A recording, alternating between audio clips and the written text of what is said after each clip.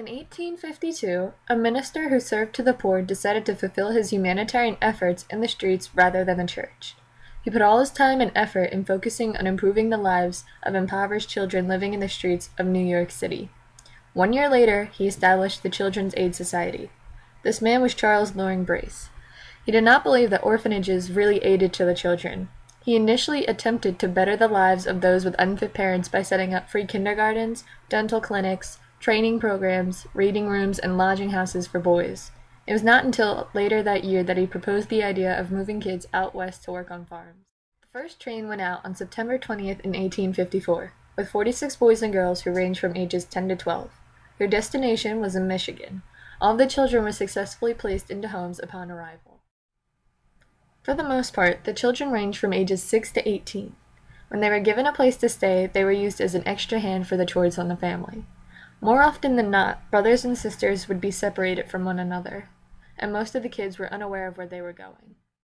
Before the trains had stopped in a town, handbills were distributed to announce the arrival of the children. Prior to the selling of the children, they were cleaned and made to look presentable for when they were shown to the prospects. Stages were set up in opera houses and in theaters, and sometimes along the streets to display the kids. The selling of the orphans is often compared to the selling of slaves. In some instances, the families would make sure the children were fit enough to carry out farm work by feeling their muscles.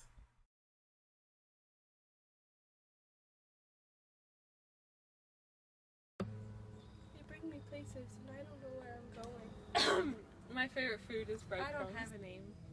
I have a story. They separated me and my big brother. Been here for 2 years. I want a home.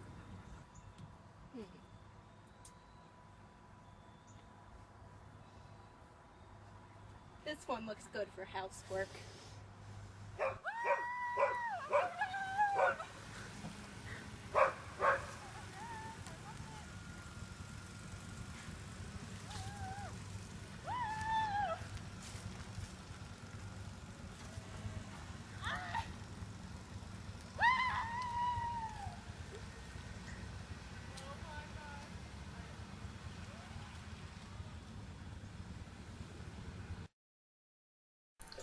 The two charities, the Children's Aid Society and the New York Fondling Hospital, helped the homeless and abandoned city children with their best efforts.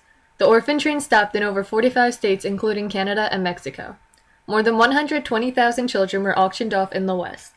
This movement had led to labor laws, the establishment of foster care services, public education, the provision of healthcare and nutrition, and vocational training. The movement had lasted from 1853 and into the early 1900s. The movement had come to an end primarily for reasons such as the Depression of 1930. During this, families thought that bringing in more children was hard because there were too many mouths to feed. There was also the creation of new laws to regulate child labor. And lastly, new foster care homes were replacing the need for orphanages and institutions. What were the orphan trains? The term orphan trains refers to the trains that took poor urban children to Midwestern and Western states to be placed with foster parents. The original program was started by Charles Loring Brace of the Children's Aid Society and soon had many imitators. It began around 1850 and lasted for nearly 80 years. The number of children estimated to have been placed out on the orphan trains is over 250,000.